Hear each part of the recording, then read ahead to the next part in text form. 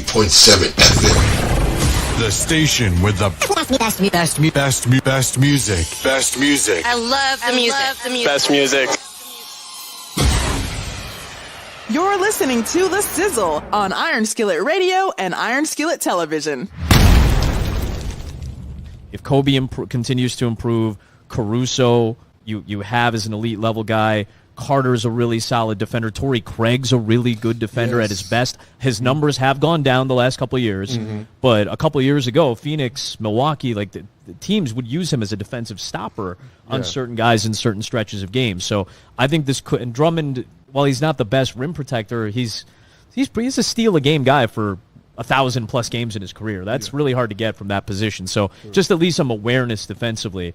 I think you have options to create different types of lineups, but you're going to have to manage ego, you're going to have to manage reps, you're going to have to manage minutes, you're going to have to manage tight game situations, and you're going to have to put the right guys on the floor. And I think that's why Billy Donovan's job this year is as important as maybe any of the years that he's been with this organization, because there's going to be more management of the personnel that this team is going to be running with seemingly this year.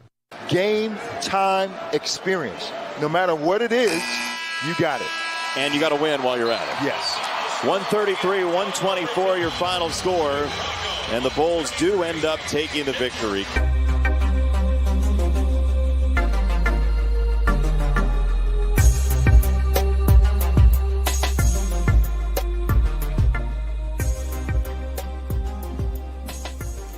Jay, one of the things we've learned about the Chicago Bulls is that the Chicago Bulls are in a transition. Not so much transitioning from better players to better players, but a transition from mediocrity to hopefully not full mediocrity. So wait a minute, hold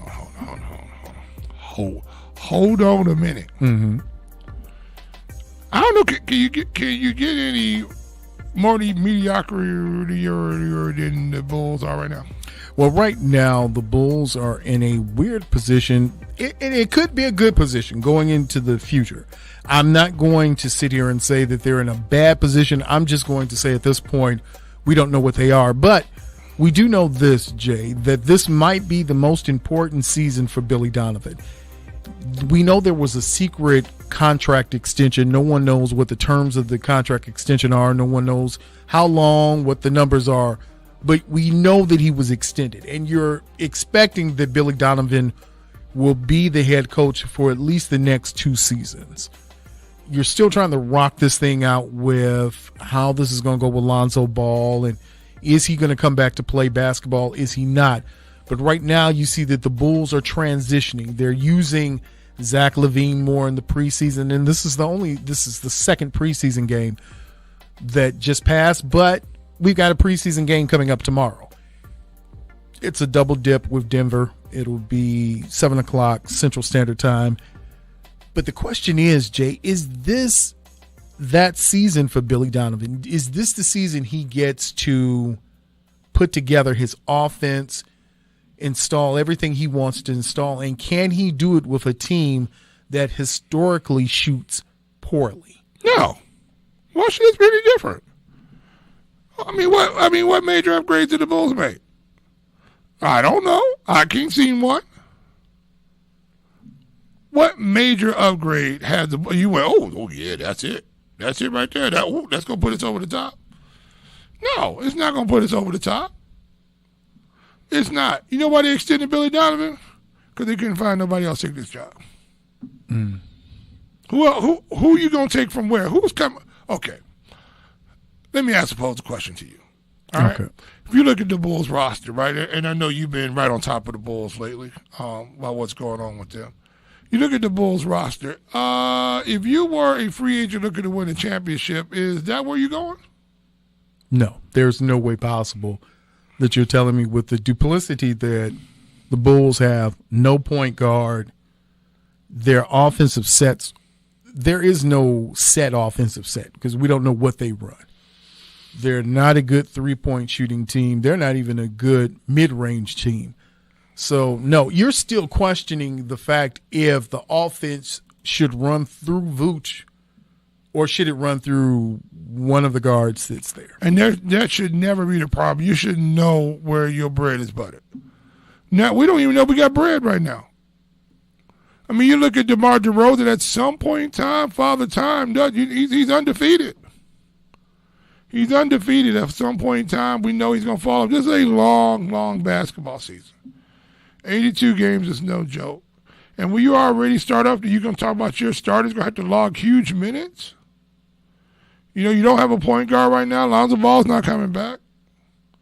So now you're waiting for Zach LaVine to become what? Well, okay. If I'm correct, and I'm not looking at the stats right now, but I believe this is Zach LaVine's 10th year. Could be. And so he is what he is. I remember that the question came from the media when they asked, and they were asking simply while he was still in Minnesota. Because if you remember, he got here through the Jimmy Butler trade. And the reason the question came up was because the media wanted to know why was Thibs not playing Zach LaVine. Mm-hmm. Phenom coming out of UCLA, was one of the best jumpers, leapers in the draft. And he simply said, because he can't play. And people want to get rid of Thibs. You know the reason why they want to get rid of Thibs? Because he told the truth. If I only got 7 NBA players, I'm only going to play 7. You need to give me more NBA players. Because Tibbs is there to win every basketball game he gets in. Right? Billy Donovan, man, we got a handshake deal. You're going to be here a while, Billy. Until we get this thing figured out. How long is that going to take to get this thing figured out? I don't know. You got all the time you want. Because right now, there is no team in the Chicagoland area right now that is shining. And since there is not a team that's shining, you can be dull with all the rest of them. Because guess what people are going to do? They're still going to come and see Bulls games. Why? Because they're affordable. You know, even though they're big bucks to get them, it's affordable. Guess what? If you got Steph Curry coming to town, if you go early enough, you can buy a ticket so you can see Steph Curry play. Bears are going to be bad. It's one of those things where you start to ask yourself, where do the Bulls see themselves? Where do they see this going? And the question that never is answered is there's never a definitive answer to where the Bulls are going, because the Bulls seemingly aren't going anywhere. They're running in place. They ran everything back, brought back the same team. Everybody looked the same. So when we talk about is it a better offense, how do we know if it's a better offense when it's the same players that are still there? Who's the owner of the Bulls? The Reinsdorf Corporation. Who owns the White Sox? The Reinsdorf Corporation. Let's look at both of those franchises. Mm-hmm. You could take players from the White Sox, supposedly have great potential, right? And if we take away their names and interchange their names, right, it's the same thing. Underachieving second-tier superstars, except for DeRozan, who had a breakout year last year, who played better the year before. He's been rising the entire time. But if you think Zach LaVine is going to do it for you, that's not going to happen. We've seen that already. And I think if they could have moved Zach LaVine, they could have. I don't think anybody wanted to take him. You know, because what do the Bulls have to trade? What do they have to trade? To get who to do what? I told you before, that Lonzo Ball thing was huge for the Bulls because he gave them a decided advantage that they didn't have. They gave him Magic Johnson-esque size at the point. What I mean about that, not the 6'9", but I'm talking about the 6'6", long wingspan that can see the floor, that can throw the ball. They know that he can do the same thing that LaMelo can do. That LaMelo can see the court and throw the ball, right? If LaMelo stays healthy this year, he's going to be dangerous this year. Biggest thing about those guys, he just got to stay healthy. Lonzo Ball didn't stay healthy, and when that knee went down, so did the Chicago Bulls, because there's nowhere to go now. They don't have a point. They don't have much of any assets. You still have Io that will be playing. You still have got a ton of guards that you have. Kobe White, you're still experimenting with putting him into the starting point guard position. You still in love with Andre Drummond? And Andre Drummond is back there putting in work hey, Andre Drummond was back there taking balls and slapping babies and kissing ladies all night in the preseason. Yeah, but what normally happens? Well, as history has shown us, once the games start, the ones they count, we won't see Andre again. And our biggest problem is, and it's not his fault, it's just expectations. And that's the young fella that got picked number 4 overall. Well, okay, so let's move out of it because I've heard people call him Passive P. And so for this preseason game, Patrick Williams didn't do his thing, was benched, and Torrey Craig was brought in. I'm sorry, say that again for the rest of the people that might not have been listening right there. What happened? He was benched. For not doing what? Not doing the little things, not putting forth the effort, not doing the hustle plays, not being assertive in the starting lineup. So he was moved to the secondary lineup and actually just sat on the bench for a while. I don't understand this, right? Your job is to play basketball. Mm-hmm. Why are we not playing flat out, all out? Just why are we not? What are we waiting for, the playoffs? I don't understand this mentality that we're just going to save ourselves. You know why? Because he's been entitled. Because he's not worried about getting moved. He just hasn't been, because you know what? You have that magical word that everybody uses, and they all feel ashamed. Like when people stay out too late and they got to walk home and they only have one shoe on. You know what I'm saying? The walk of shame. The walk of shame. The walk. Because nobody wants to say that they made a mistake on the number 4 pick. That attitude does make a difference. You can have all the intangibles, but the one thing you have to have is heart. You have to want to be great. This is the difference between being really good in college, right?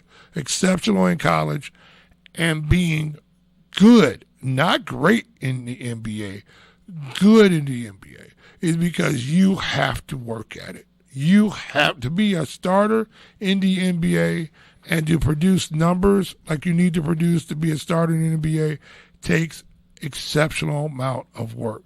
And a lot of these guys, because they're sitting with the Bentley, they got the house, they got everything that they need. I don't need to do anything else.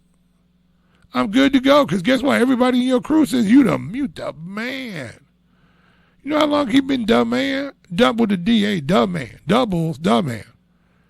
And when you like that, you don't have to worry about it anymore. He doesn't have to worry about it. And he's not going to worry about it. Because guess what? His talent is good enough that he will get picked up somewhere else if the Bulls happen to let him go. You know why? Because he was a number 4 pick overall. And that carries weight in the league. Because none of these GMs want to be to say they're the guy who missed on the number 4 pick. That's true. And the sad part is you have a Torrey Craig coming in right now, played 3 years in Australia.